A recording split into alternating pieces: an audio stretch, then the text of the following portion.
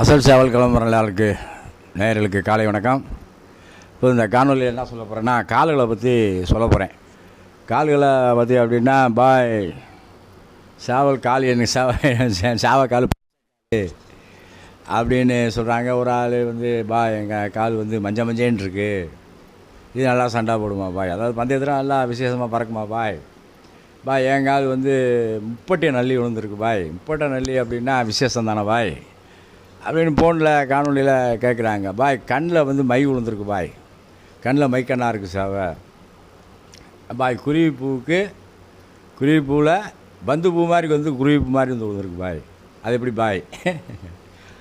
அதோட கவுள் ஆறா கவுளில் விழுந்துருக்கு பாய், நாட்டுச்சவ கவுள் மாதிரி இருக்குது பாய். ஏன் இது அப்படியே கிளி கவுள் மாதிரி கட்டை கவுளாக இருக்குது பாய் அப்படின்னு காணொலியில் எல்லோரும் சொல்கிறாங்க. சேவல்கள்னு எடுத்துக்கிட்டிங்கன்னா பூரா ஷூட் பண்ணி சேவலையும் கோழியையும் போடணும். ஷூட் பண்ணி போடணும்னா கோழி என்ன தரம் இருக்கோ அதே தரத்துக்கு சேவலும் உங்களுக்கு இருக்கணும். அப்போ தான் ஷூட் ஆகும். முண்டக்க நான் சேவை கோழியை போட்டுறதுனால இந்த மாதிரிலாம் வரும். இது அந்த காலத்து ஆளுகள்லாம் இல்லைங்க, அவங்கெல்லாம் இறந்து போயிட்டாங்க.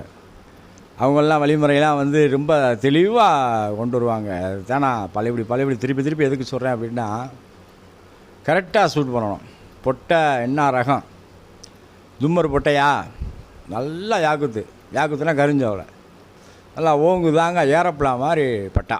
ஒரு 3.5 வயசு பொட்டை, ஒரு 1.25 வயசு இல்லை ஒரு பந்தயம் அடித்தது, ஒரு களத்தில் பார்த்து பந்தயம் அடித்த சேவை. அந்த ஏற்கனவே உள்ள அந்த தயார் இறையும் மஸ்தில் இருக்கும். இது போக கோழி மிதிக்கும் போகும்போது ஒரு நல்லா ஒரு தயார் இறை தான் நீங்கள் சேவலுக்கு கொடுக்கணும். ஏனோ தானோன்னு சொல்லி நீங்கள் விட்டுறக்கூடாது.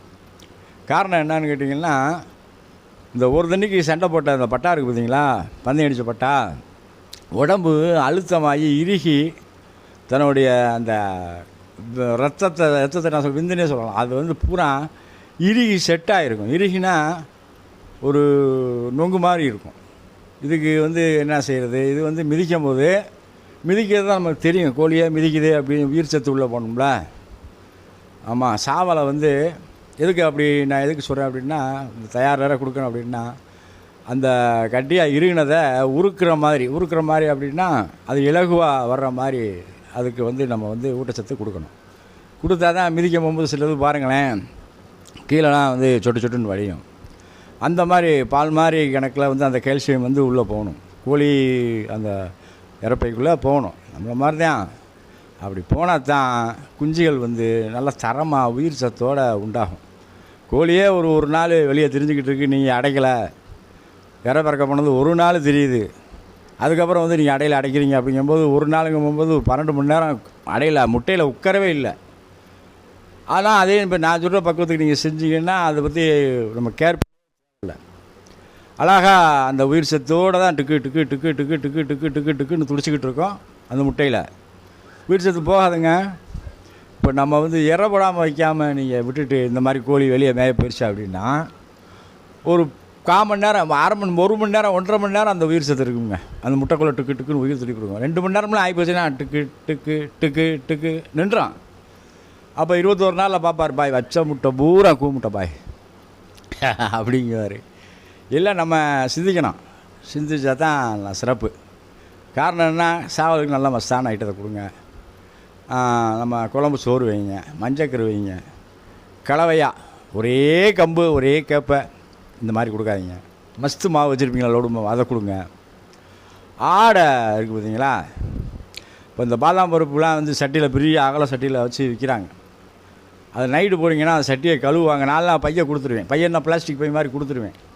அது என்ன பண்ணுவாங்க, இந்த சட்டுவாப்பை மாதிரி வச்சு சர்ன்னு அந்த ரவுண்டு சட்டி, இரும்பு சட்டி, அதை வலித்து அந்த ஆடையை அப்புறம் குப்பையில் போடுவாங்க.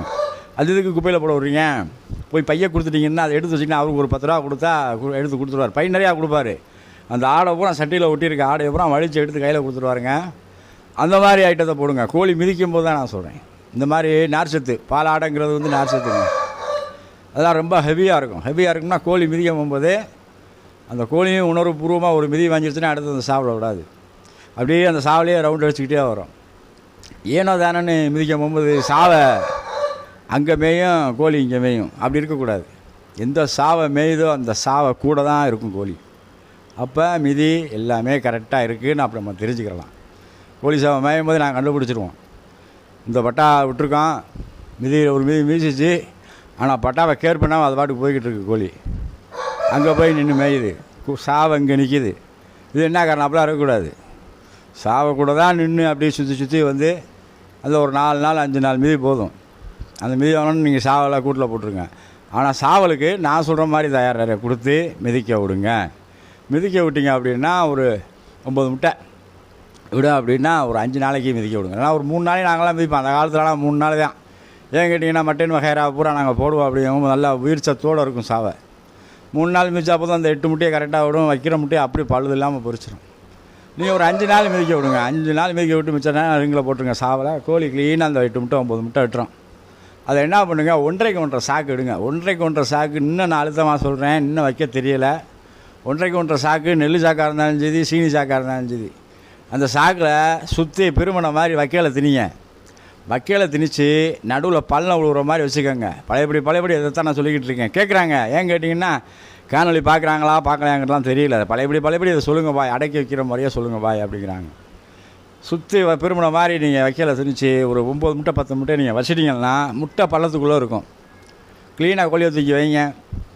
அந்த முட்டை உயிர் சத்தோடு உள்ள முட்டை 2 நாளில் அப்படியே முட்டை பூரா வந்து கோழி அந்த 2வது நீங்கள் இறக்கி விடும்போது ஒரு 2 நாள் கழிச்சு 48 மணி நேரம் கழிச்சு நீங்கள் இறக்கி விடும்போது கோழிக்கு வந்து அந்த முட்டையை பூரா சைனிங் கொடுக்கும். சைனிங்காக மினுக்கும் முட்டை பூரா. அப்போ வந்து நம்ம தெரிஞ்சுக்கலாம் முட்டையில் எத்தனை குஞ்சு இருக்குது அப்படிங்கிறத தெரிஞ்சுக்கலாம்.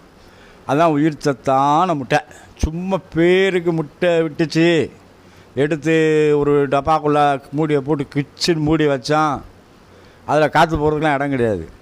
அதுக்கு நீங்கள் ஃப்ரிட்ஜில் வச்சுருங்க. அதான் ஃப்ரிட்ஜில் வந்து அந்த சூடும் கொடுத்துக்கிட்டு இருக்கும், அந்த காற்று போகிறதுக்கு உயிர் சத்து அந்த மயிர்காம்பு அளவுக்கு அந்த முட்டையில் வந்து ஹோல்ஸ் இருக்குங்க. அது நமக்கு தெரியாது. அது இறைவன் அருளால் வந்து அதை சுவாச்சிக்கிட்டு தான் இருக்குது.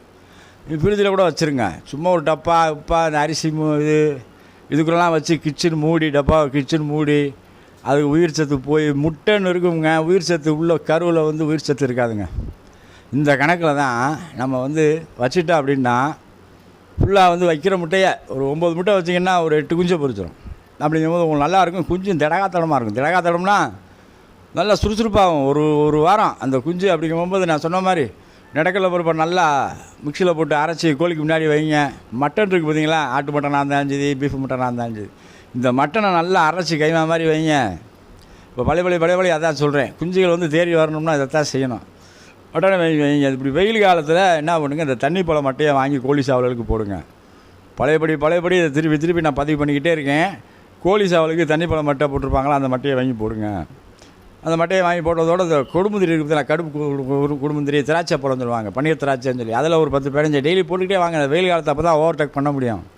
இல்லாட்டினா சேவை கோழி குணங்கி போய் தான் நிற்கும். குணங்கி போய் நிற்கிது அப்படின்னா சடவாக தான் நிற்கும். இந்த காலத்தில் வந்து இந்த டயத்தில் வந்து இறைய எடுக்காதுங்க. அதுக்கு பிடிச்சதை கொடுங்க. 60 ரூபா இருந்தாலும் பரவாயில்ல. தண்ணி பழம் மட்டையாக இருந்தாலும் சரி அதை போடுங்க. அவரும் நிறைஞ்சா போதும். நீ கம்பு தான் ஃபுல்லாக திங்கணும் அப்படிங்கலாம் அவசியம் கிடையாது. ஏன்னா அந்த வெயிலுக்கெலாம் வந்து லிவரை பாதிக்குங்க. நமக்கே வந்து இந்த வெயிலை தாங்க முடியல. இப்போ அடிக்கிற வெயிலாம் 107 அடிக்குது. 4 கிலோ 3 கிலோ உள்ள கோழி சாவில் எப்படி தாங்கும்? அதுக்கு தான் குளிர்ச்சியாக வைங்க. வெந்தய நைட்டில் ஊற வைங்க. ஒரு டப்பாவில் ஊற வைங்க. 5 ரூபா வெந்தயத்தை வாங்கி போட்டு ஊற வைங்க. கரெக்டாக தண்ணியை வடிகட்டிட்டு பிள்ளை எப்படி இந்த டப்பாவில் தண்ணியை ஊற்றி வச்சுருங்க. அது நாளைக்கே ஆகட்டும். இந்த வெந்தய ஊறின தண்ணியை வந்து ஊற்றி வச்சுருங்க. ஒரு கிட்டில் வச்சுருங்க. தட்டில் என்ன அதுக்குன்னு ஒரு கோப்பை வச்சுருப்பீங்களா, அதில் ஊற்றி வச்சுருங்க. அதை குடித்தா போதும். அந்த வெக்க தெரியாமல் நிற்கும். அது நார்மலாக ஹார்ட்டு வந்து ரொம்ப இயற்கையாக நார்மலாக சர்க்குலேஷன் ஆகிட்டு இருக்கும். இந்த ஓவர் சூடு தலையில் பட்டு ஹார்ட்டை பாதிக்கும். ஹார்ட்டு வந்து கரெக்டாக செயல்பட்டால் தான் பசி ஈஸி எல்லாமே எடுக்கும். அந்த ஹார்ட்டு செயல்படலை அப்படின்னா பசினே எடுக்காது. இந்த முட்டா 2 கொத்தா தான் கொத்திக்கிட்டு தண்ணியை குடிச்சிக்கிட்டு நிற்கும். அதனால் அந்த வெந்தய தண்ணியை வச்சிங்கன்னா இன்னும் சிறப்பாக கோழி சாவலை நம்ம வளர்க்கலாம். அடுத்த காணொலியில் இன்னொரு மருத்துவத்தை வச்சு நான் சொல்கிறேன். கோழி சாவ வளர்ப்பு முறையை வச்சு சொல்கிறேன். நான் சொல்கிறத கரெக்டாக புரிஞ்சு செயல்படுங்க. வாங்கினோமா, அதை சீக்காக்கணுமா, அதை சாவடித்தோமா, குப்பையில் தூக்கி போட்டோமா, இந்த மாதிரி இருக்கக்கூடாது. 2 உருப்படி, ஒரு கோழி ஒரு சாவை, அதில் ஒரு 8 குஞ்சு, ஒரு 6 மாதம் கழிச்சு அதில் ஒரு பட்டா, இதில் ஒரு பொட்டை, எனக்கு என் வீட்டில் நின்றதுக்கு ஆனது பாய் அப்படிங்கிற அளவுக்கு வரணும். போய் அது சேர்த்தவொன்னே இன்னொரு கோழி சாவலை வாங்குறது, அப்புறம் அது சேர்த்தவொன்னே இன்னொரு கோழி சாவல். இது எதுக்கு? காசுக்கு பிடிச்ச கேடா? வளர்க்குற தன்மையை முதல்ல புரிஞ்சுக்கிறணும். இதுதான் வழி. எப்படி தண்டவாளம் இருக்குது, தண்டவாளத்தில் ட்ரெயின் எப்படி போகுது, ஒரே நேர்கோட்டில் போதா, அதே மாதிரி கோழி சாவலை கொண்டு போனோம்னா சிறப்பாக வளர்க்கலாம். இதோட இந்த காணொலியை நான் முடிச்சுக்கிறேன். நன்றி, வணக்கம்.